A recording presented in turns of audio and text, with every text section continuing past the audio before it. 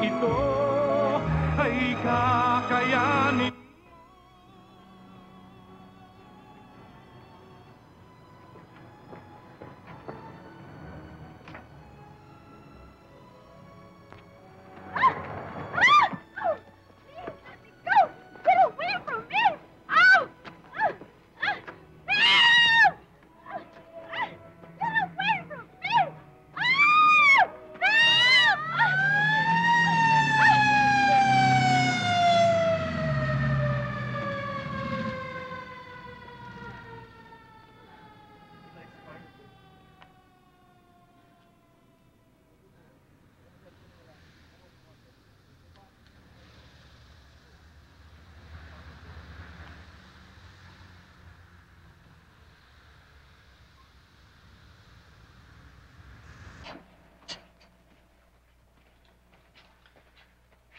Mr. Suarez, kumain na ho muna kayo. Ayoko. Wala akong gana. Sige na ho, susubuan ko na lang ho kayo. Eh, hindi pa ho kayo kumakain maghapon eh. Mamaya na lang. Pakilagay mo na lang muna ron.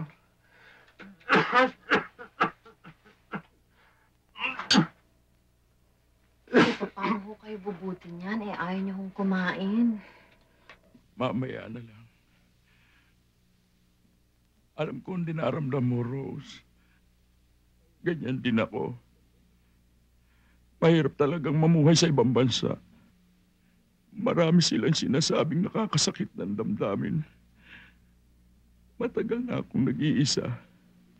Matagal ko na rin hinihintay ang pangako nila, hindi nila tinutupad. Bakit ganun? Mamamatay ako kung hindi ko man lang makikita ang aking mga anak. Mr. Suarez, huwag niyo hong sasabihin yan. Masama ho yun. Makakasama ho sa inyo yan. Ayokong iwanan. Ayokong talikuran ang aking hinaharap. Nakahanda ako kahit anong mangyari sa aking buhay. Ang labis ko lamang na ipinagdaramdam. Hindi ko na muling makikita ang aking mga anak. Hindi ho makakabuti sa inyo yung mga pinag-iisip niyo yan. Rose, sasabihin ko sa iyo ang natutunan ko pagkalipas ng maraming taon.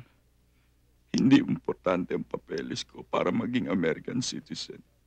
Ang importante ay ang nadaanan ko para makamtang ko ito na wala naman naging katuparan. Hindi ko nalalaman kung ano mangyayari sa kaso ninyo ni Aldo. Pero ang pinaka-importante ay huwag kang maging matigas.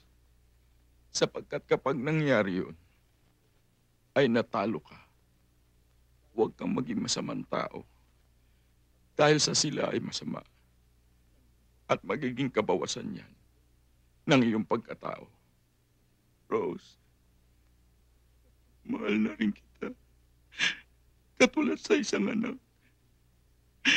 At yan ang katotohanan, Rose.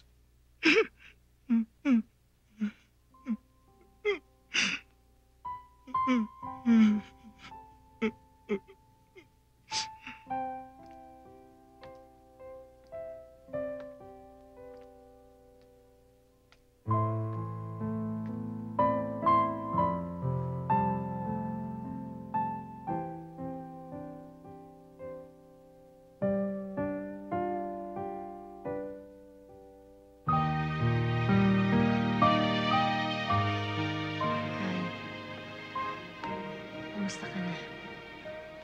Ako nga pala si Rose Rosie.